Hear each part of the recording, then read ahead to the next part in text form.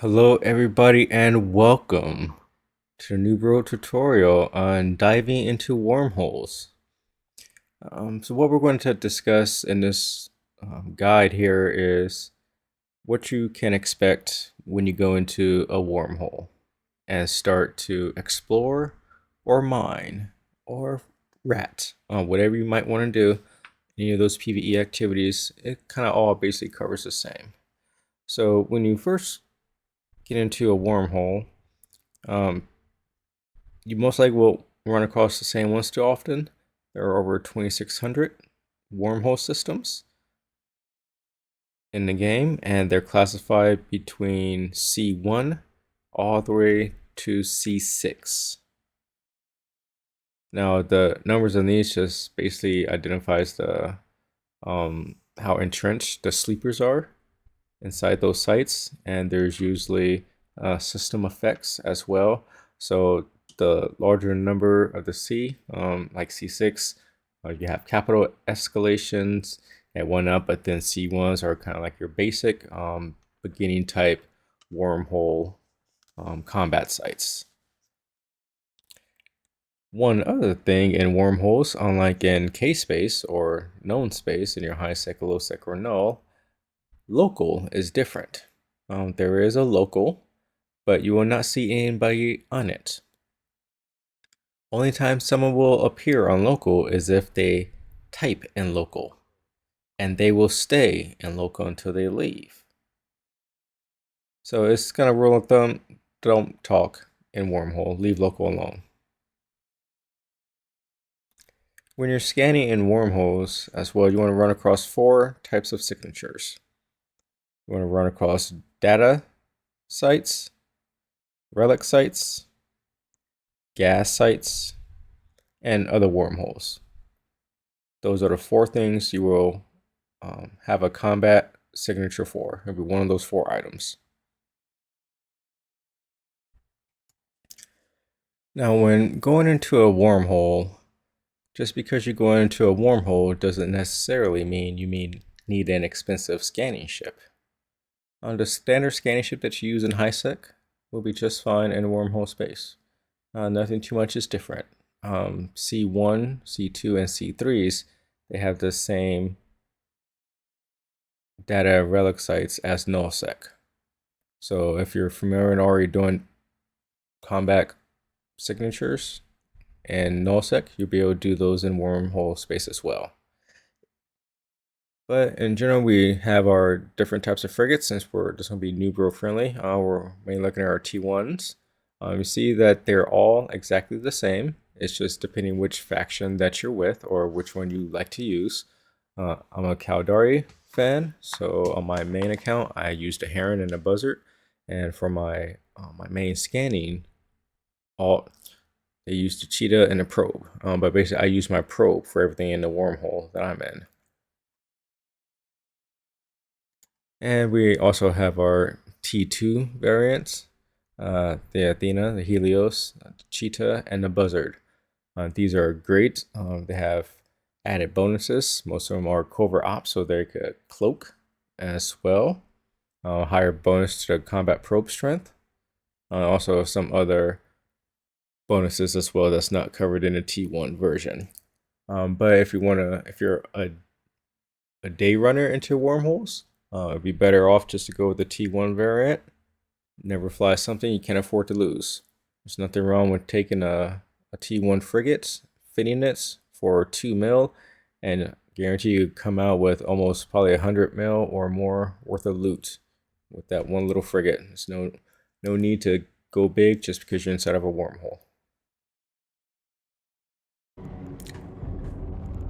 Now, when you're fitting your frigate, if you haven't fitted one before or you're just looking for a cheap fit, we could just go through a quick one. Like I said, you probably don't need nothing fancy. All we need is basically our core scan probe. You could just go with the standard T1 or T2 if you want it, or if I'm feeling a little bit fancy, you go with the Scissors core probe launcher. I typically use just a core probe 1 launcher. Keep it cheap and simple. For the mid slots, I will use my T2 data and relic analyzers, just because that is what we're doing. Always, when you're in wormholes, always fit a micro warp drive. Sometimes you warp into those relic sites and they're 90 kilometers away. You don't want to be slow boating that inside with the AB. And also, always recommendation before you drop on the site, always have your bookmark ready and try and drop a ping. Maybe, you know, something that you could warp to. Always try and do like get 700-800 off. Then after each can, a lot of times I'll warp to that ping, then just ping directly to the next can, just in case someone's trying to slow boat towards you to capture you while you're ratting. If you have extra slots, if you're kind of newer, or mid slots, you can always throw in items that can help with your scanning. And so it'll either help out the scanning strength with the probes. So that's something you could use if you haven't gotten your skills out of the way. And for your low slots, since frigates are real squishy, if you want to try and get away, you could use a core stab. If they're not using a faction scram, you will be able to get away. If they're using a faction scram, well, they just got you at that point. But yeah, you can put a warp stab, and then whatever you want in the lows. There are no scanning modules for the low slots to improve for data and relic type gameplay. So, but we can put them in the rigs. For the rigs, they have some efficiency for the relic modules, and they also have them for the ship scan probe strength. Excuse me. And they also have them for the efficiency of the ship's data modules. And these are all, you know, if you're short on skills, this is where these rigs will help out. And this one is designed to increase the scan speed of modules, which require CPU management, so cargo scanners, ship scanners, and survey scanners, which we won't use in this application. So the first two would work perfectly fine, but also they're also good to have, even if you do have the skills to 5. That just gives you some extra power while you're doing a mini game. So it'd be a lot easier to get through the sites. So at this point, you just kind of fill in the gaps with whatever you want for the rest of the slots. If you didn't want nothing for the slots, you technically don't have to. Usually I'll put like some nanos just to kind of move a little bit quicker, a little bit faster align time, you know, and just in case. Since it's T1, you know, we don't get bonuses to the covert ops, but if you always wanted, you can put a regular cloaking device. Let's say you're in a site, someone just happens to drop at the same time and you can't warp out, you could just kind of cloak it and hopefully they're not able to find and decloak you. Don't worry about being cap stable all the time. Always remember, not all of your modules will be running all at once. For example here, once all the modules are turned off and we're just using one and maybe the micro warp drive, we got plenty of time. But like it was shown with all the modules, it looks like we need to put something in to help with, you know, capping everything. It's not needed because, like I said, not all modules will be running simultaneously while doing these sites.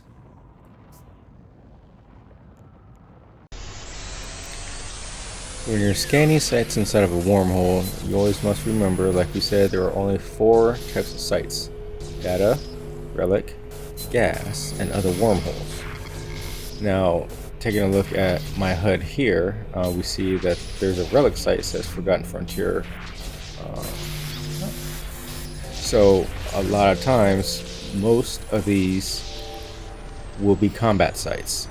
Now, the ones that you go warp to without worrying about rats being there, it must have a faction name on it. So it'll say Garista, it'll say Sancha, it will have a pirate faction name in the description. If it has a pirate name in the description, you're good to go. If it doesn't, if it says Forgotten or Unsecured, those are combat sites and you should not warp in. But once the combat sites are done with the combat ship, you're able to go back to the site And what you get out of that site, which a lot of people don't bother with because it's not up their alley, are the mats for T3C cruisers and T3Ds as well. You get all of your mats that you need to make those ships from Wormholes, from these sites. And this is the loot that you get and are able to make, and these are for the industrialists that make all the parts for the T3Cs. So it is worth going back to these sites if you're just going to be doing the scanning. Personally, I think it's great because the blue loot for these combat sites, these relic sites, are technically more valuable than the loot. That's why people don't do them. They take the blue loot and they leave. I like to do it all because someone needs these mats to build more ships. I fly T3Cs. I want someone to make them, so I want to sell them on the market. But as long as you remember those thoughts, we will have the guide linked below to Ricky's guide and to the Wiki Uni with all the guides that we use while in a wormhole, and we definitely use the third party. The Ricky's guide is very amazing. It's good, so it tells you every site, every anomaly that is in every wormhole system. It tells you how much blue loot is there. But if you're just going for like the data relic, it'll tell you which ones they are. If you're going for the PvE, it will tell you how many spawns of rats there are, which ones are the triggers, and how much ISK you're going to get out of it. If you're going to be mining in a wormhole, it has all that information as well. It has your M3 and all the rocks that are there, their value, and how long it will take with how many cycles as well. So this Ricky's guide is very, very, very useful when you're inside of a wormhole. Like I say, it is linked below. Always have that downsize on your second monitor, third monitor when you're in wormholes, and refer to it as needed.